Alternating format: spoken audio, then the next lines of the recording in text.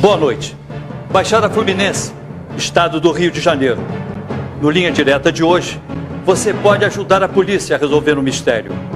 Há 5 anos, esta mulher, Marilene da Silva Moura, sumiu.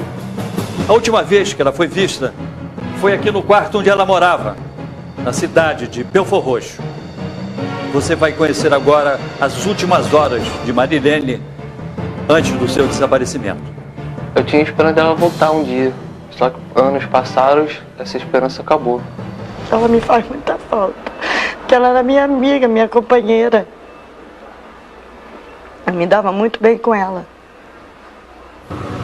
Domingo, 10 de março de 2002. É mais um dia de trabalho para Marilene e sua irmã.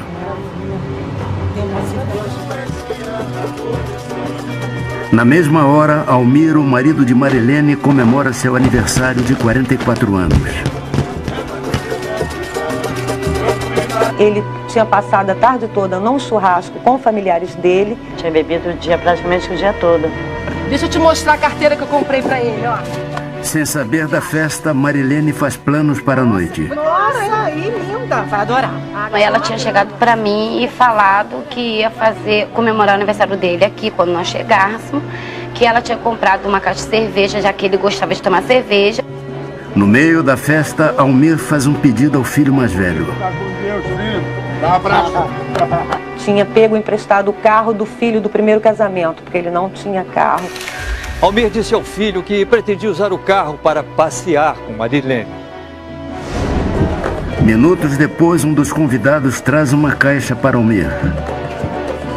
Teve uma hora que eu vi que eu tava na piscina, eu vi um colega dele entregando munição pra arma dele, que era até um 38. O filho de Almir e Marilene já conhecia aquele tipo de caixa. Aí sempre quando minha mãe não tava, quando ela saía pra trabalhar, ele ficava me mostrando as armas. Tinha vezes até que ele pegava, me dava a arma na minha mão, me mandava atirar, mas só que eu era pequeno, não tinha força pra poder dar tiro. Aí ele pegava, minha mãe via as armas, ele escondia. E a gente achava super perigoso ele fazer uma coisa dessa. Mas já fazer o quê? Ele era o pai, né? 10h30 da noite. Marilene chega do trabalho. Olha como é que tá a sua voz, Almir. Ela não gosta de saber que Almir já está festejando seu aniversário. Olha, não adianta que eu não vou. Não, ou você vem pra casa ou não tem jogo. Tô te esperando, tá? De lá ela ligou pra casa da família dele, pedindo que ele viesse embora. Aí ele veio pra cá e eles começaram a discutir. 11 da noite. Almir insiste para sair com Marilene. Olha o que você tá Vai fazendo. começar. Não tem resposta pra mim. Tá maluca, mulher? Cadê a noção? Tá maluca? E ela se negou porque estaria cansada, tinha acabado de chegar do trabalho, tinha de cuidar dos filhos e no dia seguinte tinha que novamente trabalhar. Almir e Marilene estavam juntos há 14 anos e tinham 2 filhos, mas passavam por uma crise no casamento. Ela não ficava pelada na frente dele, não tomava banho com ele, fazia mais nada com ele. Ela só brigava com ele porque ele não trazia dinheiro pra dentro de casa. Ele chegava duro, sem dinheiro, sem nada. Ela chegava cheio de cerveja. Passava 2, 3 dias fora de casa. E ela sempre correndo atrás, da maneira que ela podia, vendendo sorvete, vendendo empada, essas coisas na rua. Ele não gostava que ela trabalhasse, proibia terminantemente. Mas depois ela conseguiu um emprego como frentista de posto de gasolina e resolveu trabalhar. Dona Neide, há quantos anos a senhora mora nesse lugar? Há 30 anos. Aqui a senhora vive com todos os seus filhos? Todos meus filhos. São quantos? Então, era 3 meninas e 4 homens. Aqui. Quem mora aqui? Aqui mora a Márcia. A Márcia. A Márcia. Aqui mora a Marlene. A Marlene. Né? Ali mora eu embaixo. A parte de baixo mora a senhora? Mora eu e a minha filha Madeleine lá em cima. Com os filhos dela e o marido dela. Na parte de cima? Na parte de cima. Eles brigavam muito? Brigava muito porque ela queria que ele arrumasse dinheiro para dar para comprar o leite para as crianças, botar a menina na escola, que ele estudava, né? A briga dela era isso, que ele nunca tinha dinheiro. Trabalhava de jeito, nunca tinha dinheiro. Na noite do aniversário de Almir, a mãe de Marilene sobe para acalmar a filha e o genro. Mas quando chega, a discussão já terminou. Aí eu olhei assim, não vai bater nada não, vou dormir, eu fui dormir. A senhora costumava se meter na briga dele? Sempre se meteu, sempre. Agora dessa vez eu fiquei só olhando. Meia-noite. Tudo parece em paz. Dentro de casa, Almir oferece água para o filho.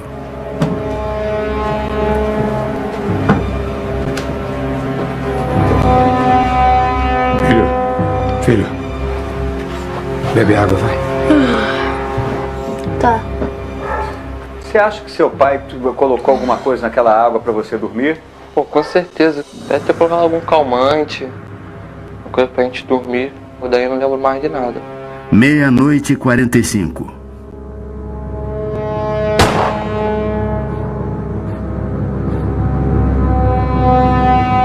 Eu escutei um tiro, aquele tiro longe, sabe? Aí eu peguei e saí aqui fora da minha área.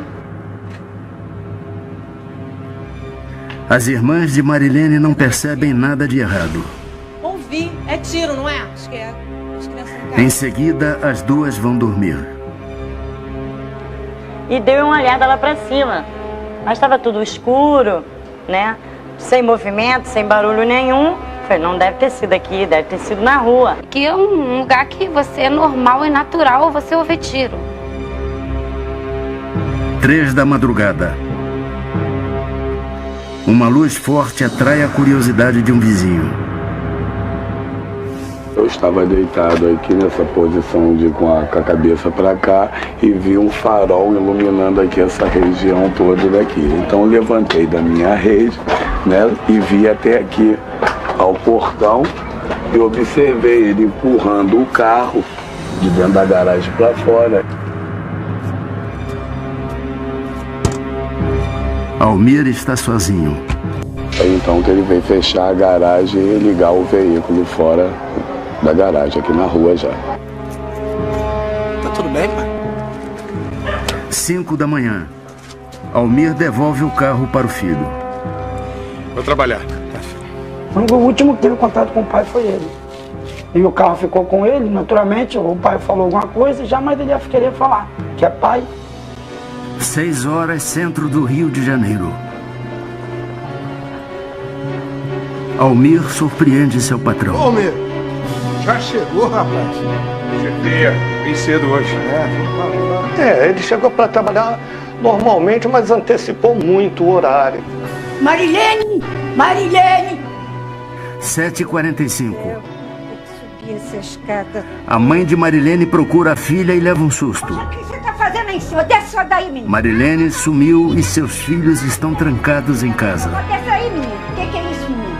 Cadê sua mãe? Eu não sei, eu acabei de acordar. E ela nunca abandonou os filhos dela, sempre olhou os filhos dela. Ela só pra pôr levava as meninas.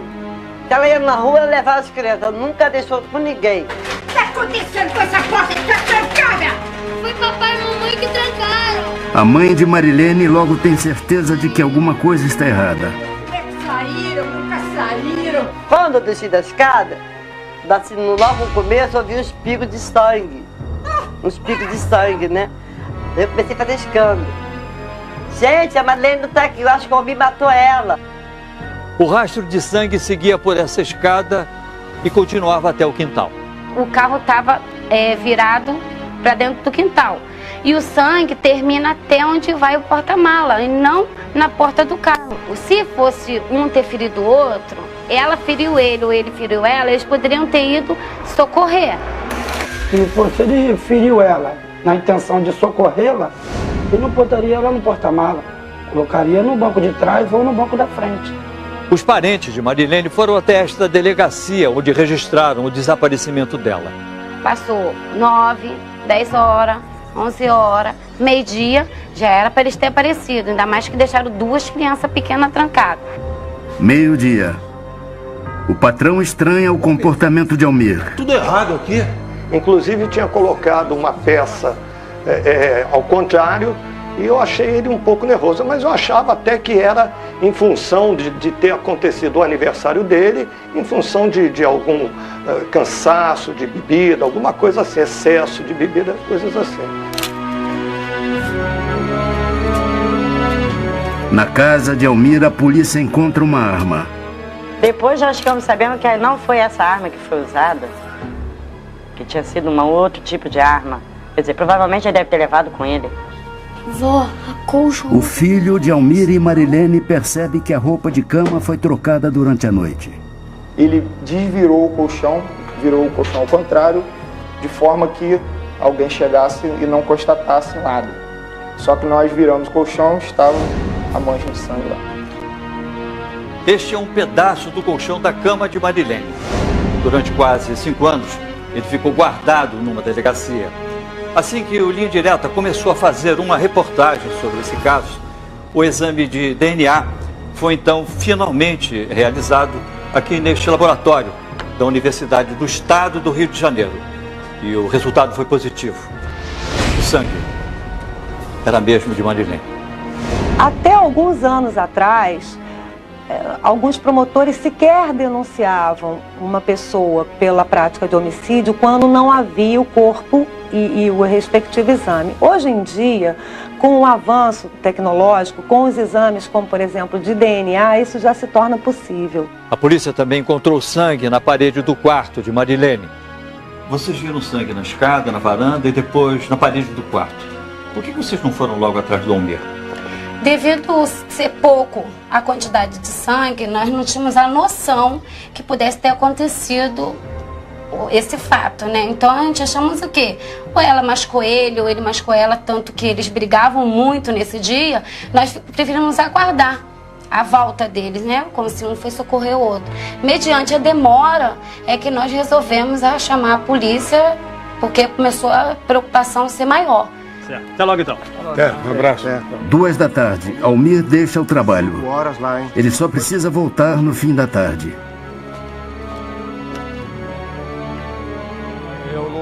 Os parentes de Marilene descobrem como Almir saiu de casa. Vou contar para a senhora, dona Neide, como é que foi o negócio aqui que eu vi de noite. Devia ser assim mais ou menos às 3 horas da manhã. Abriu o portão e veio empurrando o carro. Empurrando, mas o farol estava ligado, mas o motor nada. O motor saiu na calada, né? Aí pediram que eu fosse à delegacia só explicar os fatos, né, do que eu vi para que pudesse ajudar no caso. Mas Daniel, eu quero ver o carro. O meu carro você não vai ver. Eu vou dar uma olhada, rapaz. Você não vai ver, porque a oficina é minha, o carro é meu. Escondendo, não vai ver. O irmão de Marilene procura o filho mais velho de Almir. Não vai ver meu carro. A oficina é minha, o carro é meu. Quem manda aqui sou eu, tá agitando? Aí perguntei pra ele se tinha condição de a gente ver se tinha sangue no carro. Aí fomos pra ver. Quando eu pedi ele pra abrir o porta-mala, foi quando ele não quis deixar eu ver o porta-mala. Aí eu já comecei a ficar nervoso. Aí foi quando eu pedi para abrir e por muito custo ele abriu. Aí foi quando eu vi o sangue no porta-mala. Aí foi quando a polícia foi, pegou ele com o carro e levou para a delegacia. O perito arrecadou o sangue que estava no carro, mandou para o laboratório, saiu o resultado afirmando que era sangue humano. Sabe, eu acho que eu não vou nem dormir em casa hoje. 5 da tarde. Almir termina seu dia de trabalho. Ele inventa uma história para o patrão. E ele disse que não iria retornar para sua casa porque tinha havido uma briga com a esposa dele. Almir passou a noite em um hotel aqui no centro do Rio de Janeiro. Pela manhã ele acordou e foi trabalhar normalmente, como se nada tivesse acontecido. No trabalho, ninguém desconfia de nada. Ai, vamos com isso, Janice, vamos com isso. Calma. Na mesma hora, a irmã de Marilene e o marido seguem para o centro do Rio. Eles vão atrás de Almir. Nós já vamos chegar, fica tranquila. 12:00. Almir se despede do patrão. Ele garante que vai para casa fazer as pazes com a mulher. Quando eu o deixei na Praça Mauá, eu já adiantei a grande parte do valor que ele tinha a receber dessa obra, que era aproximadamente uns R$500. Quando volta para o trabalho, o chefe de Almir descobre a verdade. Quando me relataram tudo, que ele supostamente tinha matado a esposa, eu nem acreditei, porque ele tinha estado comigo, eu não acreditei. Eu achava que aquilo não podia acontecer. Eu mandei equipes para os principais terminais rodoviários de Belfor Roxo, no município do delito, onde ocorreu o delito. Mandei também uma equipe para a rodoviária Novo Rio, porque havia notícias de parentesco em outros estados. Mas, infelizmente, ele logrou êxito em se evadir. Almir é procurado pela polícia há 5 anos. Marilene, mãe de 2 filhos, nunca foi encontrada.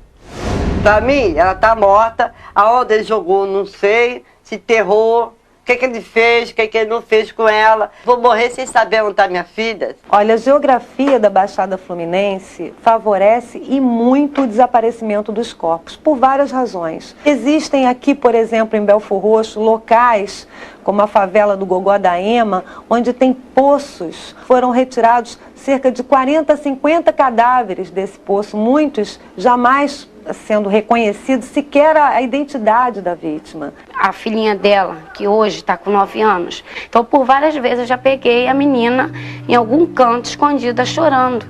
E aí eu pegava ela e pergunto, minha filha, o que é? Eu queria minha mãe aqui. Você é muito triste, é a pior coisa que tem no mundo. Você ao mesmo tempo tinha, você acordando, você não tem mais nada. É como se você tivesse perdido a tua própria vida. Minha mãe era tudo pra mim. Se você tem alguma informação que possa ajudar a esclarecer o que aconteceu com Marilene ou levar à prisão de Almir Cícero de Souza, 49 anos, ligue para a linha direta. Rio de Janeiro 2547-9040. Suas informações serão levadas às autoridades e sua identidade será mantida no mais absoluto sigilo. Antes do segundo caso desta noite, veja agora como foi a prisão de Lorival Donizete da Silva. Lorival é acusado de ser um assassino de mulheres. Segundo a polícia, ele já fez 4 vítimas em São Paulo.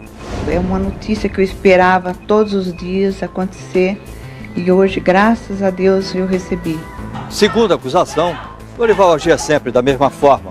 Quando as mulheres terminavam o relacionamento, eram mortas. Ele foi mostrado pela primeira vez em linha direta há 5 anos. Na época, Lorival era acusado de 2 assassinatos em São José dos Campos. As vítimas, Selma Aparecida Leite, 28 anos, e Eliane de Moraes, 44 anos. Lorival não foi localizado e continuou a matar. Em 2005, a linha direta mostrou a história de 2 novas vítimas. Uma das mulheres, Vanessa Maria da Silva, de 18 anos, chegou a ser avisada do perigo, mas não acreditou e acabou morta.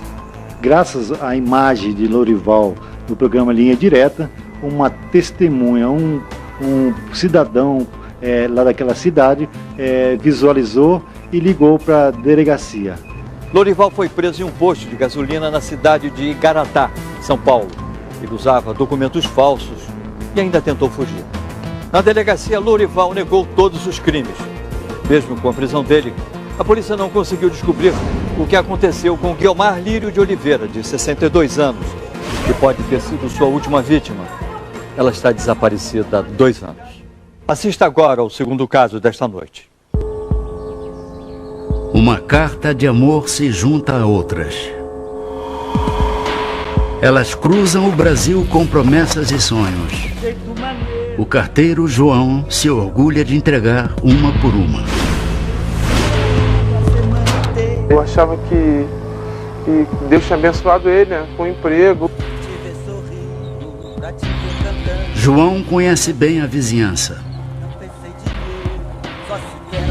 Ele tinha que trabalhar assim porque ele era o carteiro da área, tinha que pedir informação. Então ele tinha que ter esse envolvimento com as pessoas. Ai, você é muito bobo, hein, João? E a vizinhança conhece bem a fama de João. Eu vou indo sim, mas... Era meio safadinho na rua, mas aqui no nosso local não parecia. Muito extrovertido. Aí a mulher pensava que a conversa dele já era namorico, aí já se apaixonava. Boa tarde, senhora. Boa tarde. A senhora, por gentileza, não... Mas nem todos gostam de João. Claro, hoje o senhor merece. Para o pedreiro Carlos, a simpatia dele traz preocupação. As pessoas falavam assim, é o carteiro, às vezes sua mulher fica aí, às vezes os homens passam e ficam conversando com ela. E fica de olho nele, às vezes ele para, conversa. Um carteiro sedutor, uma mulher e um marido desconfiado. Durante 6 meses, a suspeita de uma paixão proibida atormentou o pedreiro Carlos Alberto dos Santos, até que, tomado pelo ciúme, sentindo-se traído, ele decidiu acabar com o motivo dos boatos. O carteiro João. Toda a vida ele foi uma pessoa calma, quieta, pacata. A gente nunca discutia ou brigava por causa desse. O carteiro João Assis Bezerra do Nascimento morava e trabalhava na cidade de Nova Iguaçu, no estado do Rio de Janeiro. Um cara muito pra frente, pra cima, né? Um cara muito feliz, né? Ele gostava muito de escutar música, né? É um cara muito animado mesmo. Ano de 1997. Casado, 47 anos, pai de 3 filhos. João não deixa faltar nada para sua família. Como é que é, gente? Ninguém vai me levar até a porta, não é? Pôde dar educação para os filhos, né? Educação particular, que a pública não era tão legal, e pôde botar os filhos, né? E abençoava a gente com outras coisas, que a gente não podia, que era muito caro na época, bicicleta, videogame. Boa tarde. Mas na rua, João assume outra personalidade. Eu tô indo até ali na frente, na praça, mas querendo, eu levo a senhora onde a senhora precisar. Você me leva mesmo? Por favor. Essa outra vida dele nunca chegou nem aos meus ouvidos, nem à vida da minha mãe, né? Um ator, né? Porque ele conseguiu maquiar toda essa coisa. Ô, João, tá fazendo o que aqui? A cunhada de João é a única pessoa da família que sabe das aventuras dele. Vou falar um negócio contigo. Eu desconfiava que eu trabalhava fora e via as baguncinhas dele na rua, chamava de atenção, mas eu nunca contei que ele vivia bem com minha irmã. Esta é a rua Santa Eugênia. Aqui, João era muito querido entre os moradores. O carteiro já trabalhava no bar há 25 anos. Eu posso te dizer que ele era uma pessoa muito simpática. Ele era assim, muito direito, sorria, conversava. Que água gostosa! Uma das pessoas com quem o carteiro costuma conversar é a dona de um armarinho. Ela tem 3 filhos e trabalha na porta de casa. Mas eu sabendo que a senhora tem essa aguinha aqui... Muitas das vezes eu parava para conversar com ele, dava água a ele, porque o sol estava um sol de 40 graus, pelando. No próximo bloco. Carlinhos, eu tenho que te falar uma coisa, Carlinhos, que eu não tô mais... Os vizinhos comentam que a mulher de Carlos tem um caso com o carteiro. Ele começou a brigar que as pessoas estão falando que você corno, que eu sou cornudo, ou que você está me traindo. E estes são os foragidos mostrados no programa de hoje. Carlos Alberto Pereira dos Santos e Almir Cícero de Souza.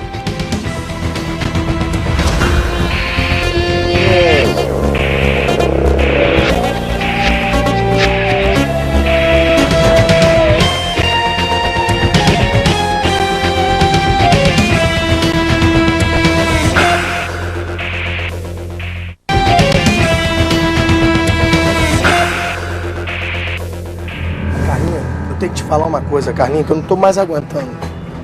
Sabe que a gente é amigo há muito tempo, né?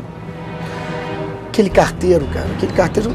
Alguns vizinhos desconfiam do carteiro e procuram o marido da dona do armarinho. O nome dele... Carlos Alberto Pereira dos Santos, pedreiro, 34 anos. Mandaram ele ficar de olho, fica de olho, porque ele, às vezes ele para aí de tarde e fica conversando com a tua mulher. Ele começou a brigar que as pessoas estão falando com você corno, que eu sou cornudo, ou que você está me traindo. Eu tinha um negócio, a qual tratava todo mundo bem, qualquer pessoa que chegasse perto, seja motorista, carteiro, carroceiro, qualquer um. Trato super bem, é o meu jeito de ser. Carteiro! Onde, cara? Olha o carteiro! Carlos tenta afastar o carteiro de sua casa. Em casa, né? A patroa tá bem. João, escuta uma coisa. Eu não quero mais te ver aqui na minha casa. João, deixa de ir na minha casa, porque eu sou muito teu amigo e os outros estão me chamando de corno. Eu não quero mais. Aí João deu tempo. Segundo a mãe de João, a mulher de Carlos é quem passa a procurar seu filho. Oi, desculpa incomodar, o João tá aí? Não. Quando ele apareceu, eu falei pra ele todo dia, digo, olha, você não traz namorado aqui, porque eu não quero bagunça comigo. Mas vocês lembrem bem que você é casado.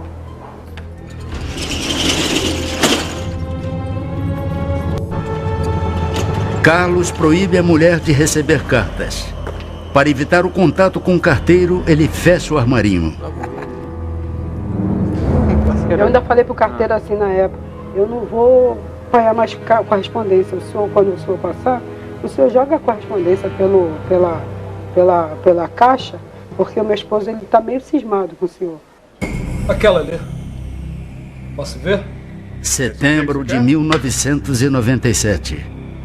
O pedreiro compra um revólver. É essa aqui mesmo. Aí ele falou assim, vou comprar uma arma para proteger a casa, porque eu não sei quem entra aqui dentro de casa. Naquele mesmo dia que ele retira a arma de fogo, ele adquire um coldre e além do coldre ele adquire 20 munições para essa arma de fogo. E este é o recibo da compra de Carlos. Ele também registrou o revólver na polícia. Neide! Neide, por favor! 2 meses depois, numa tarde, João procura abrigo na casa da cunhada. O que houve? Ele está em pânico. Fecha rápido o portão. Aí ele falou assim, vê que vem um moço assim, assado, de bicicleta. Eu olhei no portão e disse, não vem não. Ele disse, porque tem um cara atrás de mim e eu não sei quem é. Os parentes não entendiam o comportamento de João.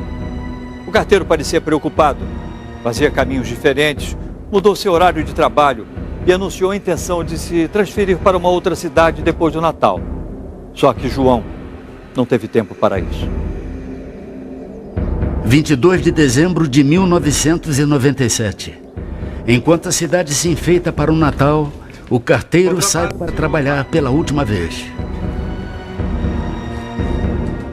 De tarde, os parentes de Carlos saem para uma festa junto com alguns vizinhos. Carlos prefere ficar em casa. Fazer o quê? Tem que trabalhar. Vamos, crianças. Aí eu falei, vamos, Carlinhos, vamos, a gente tá bem, a gente não tá brigado. Vamos? Não, se você quiser, você vai. Eu vou continuar a fazer o serviço aqui.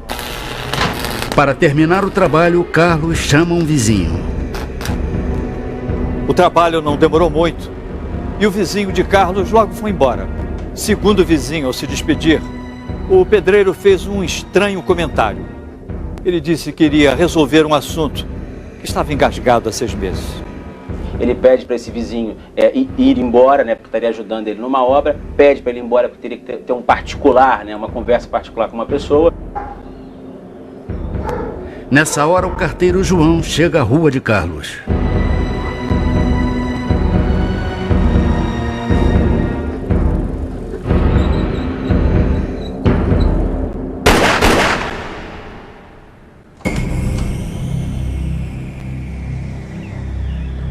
Pouco depois, o vizinho se assusta com um barulho. Dona Joana, a senhora viu alguma coisa?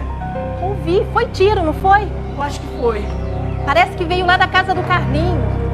Preocupado, ele decide voltar para a casa de Carlos. Esse vizinho ouve disparos de arma de fogo dentro da residência. Quando o vizinho chega, Carlos pede um favor. Ei, vizinho, tá a bicicleta pra mim. Ele pede a esse vizinho que coloque uma bicicleta amarela que estaria na porta da residência para o interior da residência.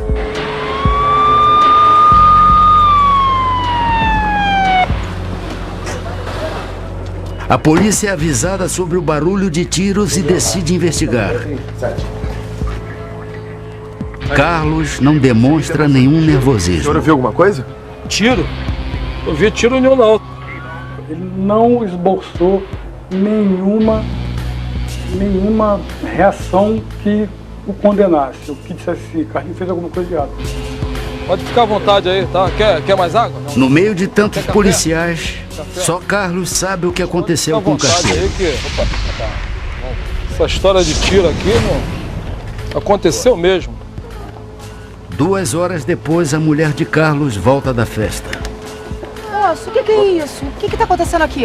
Nós fomos informados, né, o marido pegou a mulher na cama com o carteiro. O quê? O policial falou pra mim, segundo nós temos a denúncia, que um homem, Carlinhos, estava trabalhando, chegou cansado do trabalho e pegou uma cena da mulher dele em cima da cama, junto com o amante, que era o carteiro. E ele matou os dois. Eu falei, mas eu sou a mulher dele? Eu tô chegando agora. Em instantes. Sem desconfiar de nada, o filho do carteiro conversa com o assassino de seu pai. Ele tava no portão, tava tranquilo, tava no portão, entendeu? Ele que me deu essa informação que tinha os caras dado um tiro nele, botado no carro e levou. E estes são os foragidos mostrados no programa de hoje. Carlos Alberto Pereira dos Santos e Almir Cícero de Souza.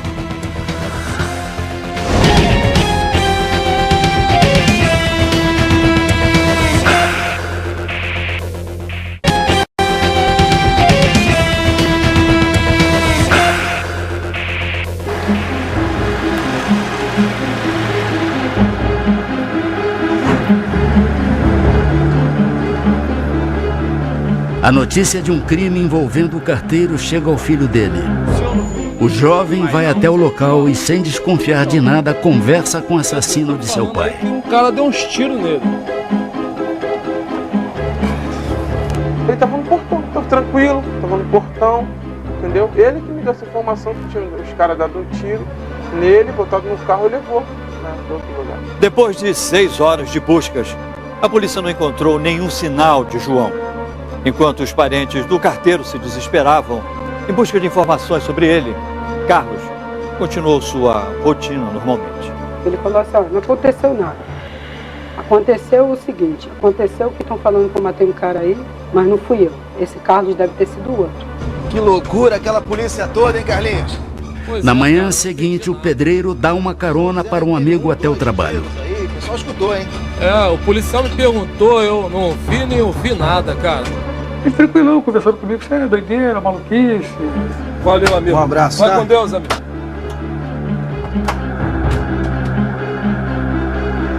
Amigo, fica aqui um minuto. O que foi que houve? Cara, Mas na hora de se despedir, muito grave. Carlos confessa o assassinato. Caramba. Cara, eu fui corno. Olha só, toma conta dos meus filhos que eu fui corno. Eu matei o carteiro, está enterrado lá no terreno.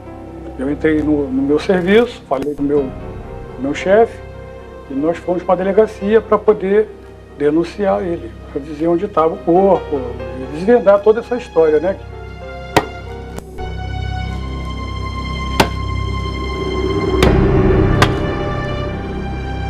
Nos fundos da casa, a polícia finalmente encontra o corpo do carteiro João, morto com 2 tiros. Junto dele, a bicicleta dos Correios.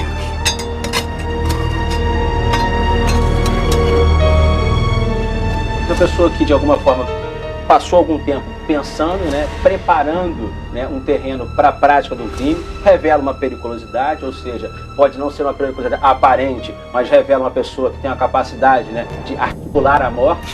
Carlos fugiu.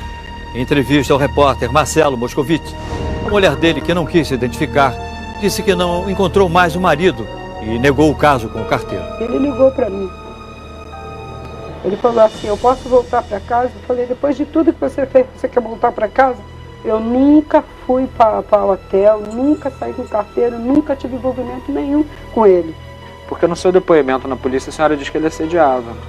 Sabe por quê? Porque no começo eu fui instruída para falar assim, algumas coisas, mas ele nunca me assediou. O assassinato do carteiro João e a fuga de Carlos estão prestes a completar 10 anos. Às vezes até a minha irmã fala assim, esquece, meninas, esquece o João. Pelo amor de Deus, eu já vou dizer assim, eu posso até esquecer, mas só quando eu morrer. Com vida eu não esqueço. Nada vale a vida de uma pessoa, né? Mesmo que ela possa ter feito o erro que ela fez, né? Porque se a mulher vem trair você, né? Você tem que largar a mulher, mesmo que você faça alguma coisa, você larga aquele ponto de vista, aquele coisa, mas não tá, né, matando uma pessoa, sei lá. Acho que a vida da pessoa vale mais do que tudo isso. A polícia suspeita de que Carlos teve a ajuda de alguém para matar João, mas só a localização dele pode esclarecer o crime. Se você tem alguma informação que possa levar à prisão de Carlos Alberto Pereira dos Santos, 44 anos, ligue para a linha direta. Rio de Janeiro 2547-9040. Suas informações serão levadas às autoridades e sua identidade será mantida no mais absoluto sigilo. O Linha Direta está completando 8 anos no ar. Você pode saber um pouco mais sobre histórias mostradas aqui no livro Crimes que Abalaram o Brasil, da editora Globo. Ele traz 7 reportagens sobre casos que até hoje despertam paixão e polêmica. São mistérios como o sumiço de Dana de Tefé e o crime do Sacopã. Detalhes sobre a vida de assassinos que chocaram o país, como a Fera da Penha e Chico Picadinho. O livro Crimes que Abalaram o Brasil já está à venda em todo o país. Nós voltamos na próxima quinta-feira, logo depois de Grande Família. Boa noite, até lá.